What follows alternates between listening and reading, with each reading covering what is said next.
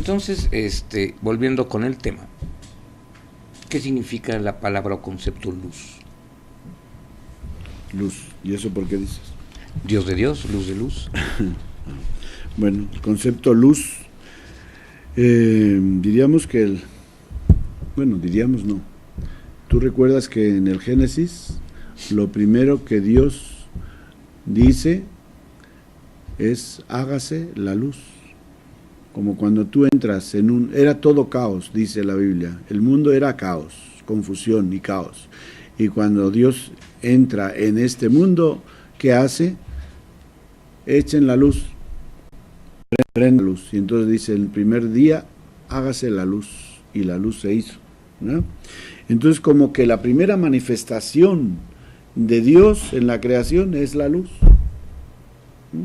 Y lo opuesto a la luz son las tinieblas. ¿Y quién es el príncipe de las tinieblas? Jesucristo nos dice: el demonio es el príncipe de las tinieblas, ¿no?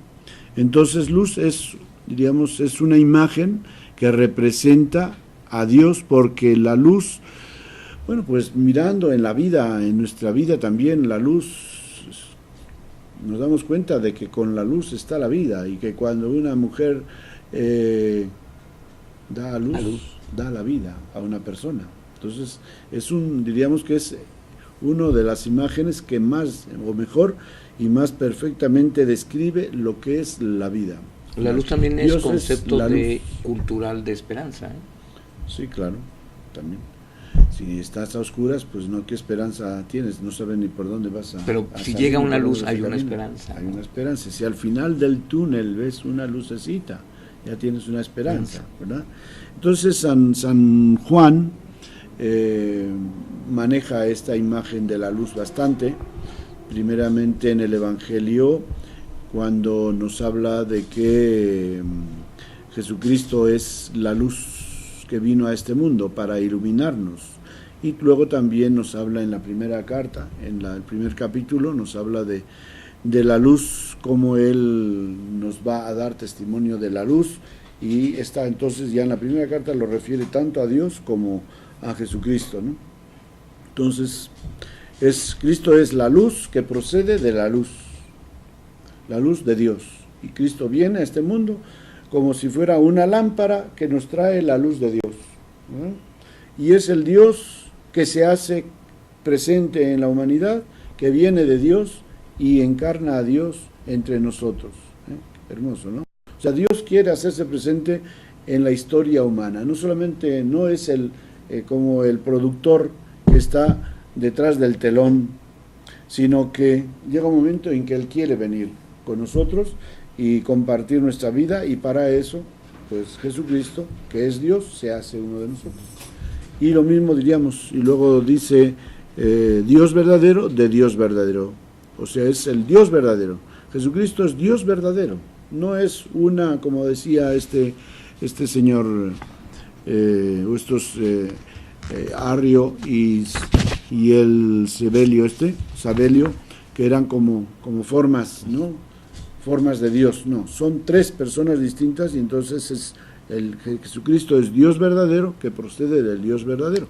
Y al ser hijo, pues precisamente nos está hablando de ese concepto de proceder. Lo que pasa que, pues en este mundo la verdad no podemos, de no ser por una intuición, por una revelación mística, que Dios nos pueda manifestar este misterio, pues no lo podemos entender realmente cómo es esta procedencia del Hijo respecto al Padre.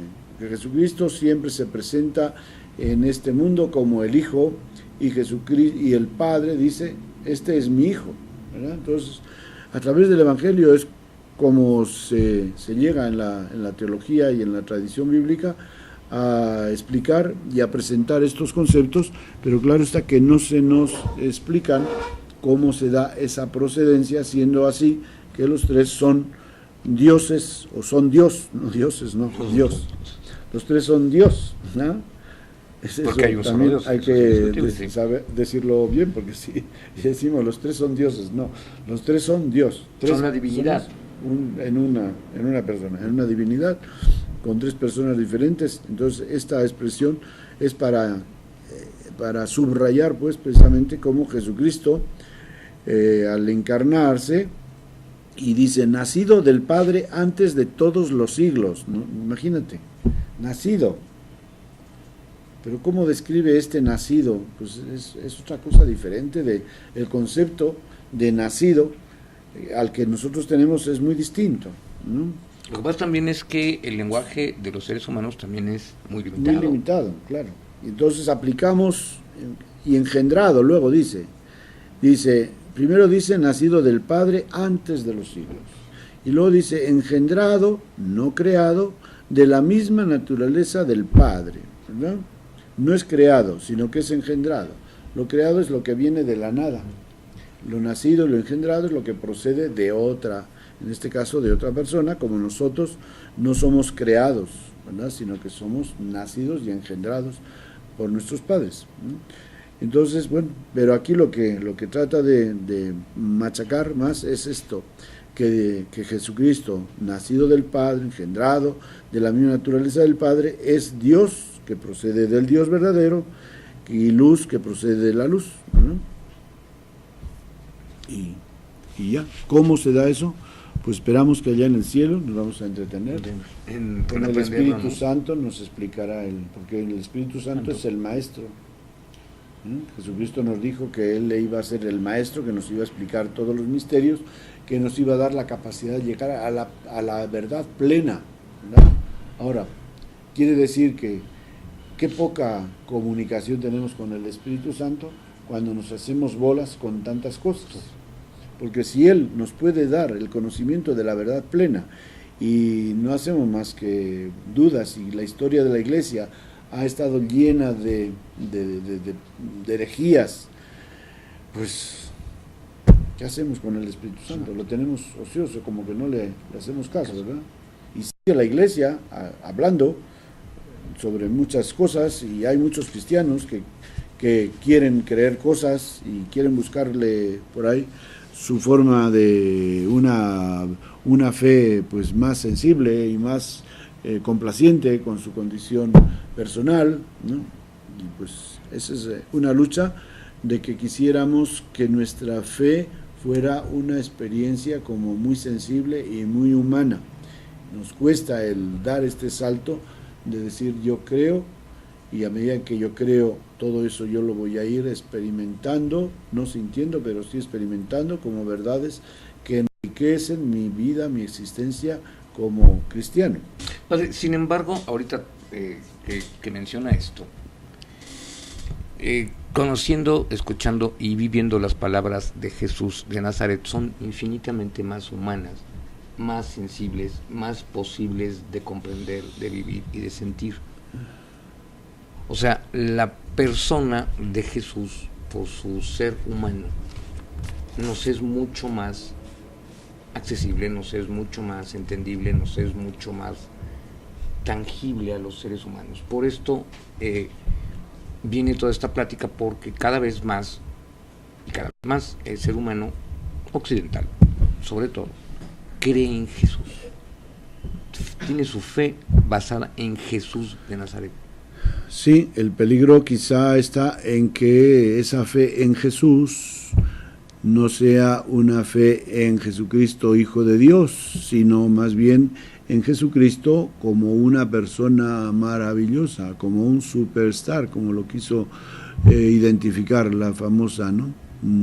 Película musical, ¿verdad? De Cristo superstar, ¿no? Y el ver cómo Jesús actúa, ver su vida, el desarrollo de su vida, la doctrina, los principios, los valores que Jesucristo tiene, pues sí, nos puede hacer fácil el querer creer en Jesucristo como una persona maravillosa, porque así como también Gandhi y Luther King y otros tienen admiradores, pues también los tiene Jesucristo, y quizá los tiene más, ¿no? Precisamente porque pues ciertamente sabemos que es una persona fuera de lo normal, ¿no? Es único Jesucristo, y en ese sentido pues qué bueno que, bueno, pues puede ser una manera, ¿no? Como Dios está también jalando a las personas hacia sí, ¿no? A través de Jesucristo, porque Jesucristo por eso se encarnó, pues para hacernos más sensibles. Ese es lo que iba a decir. Entonces, esta es la razón por la cual Jesús tenía que ser un hombre. Solamente que no nos quedemos en eso. Ese es el peligro. Que Sí, nos quedemos en la persona humana de Jesús y nos quedemos solamente con una doctrina que Él nos enseñó y con unos ejemplos que Él nos dio, pero como dicen, es que yo no soy Jesucristo, y esos ejemplos se quedan solamente como objeto de admiración. Para nosotros, los cristianos, precisamente tenemos que dar el salto. Después de conocer a Jesús como persona, conocer su doctrina, etcétera, ahora Jesucristo nos dice que, como le dicen los apóstoles a los primeros que escuchan su sermón en Pentecostés, ¿qué tenemos que hacer ahora?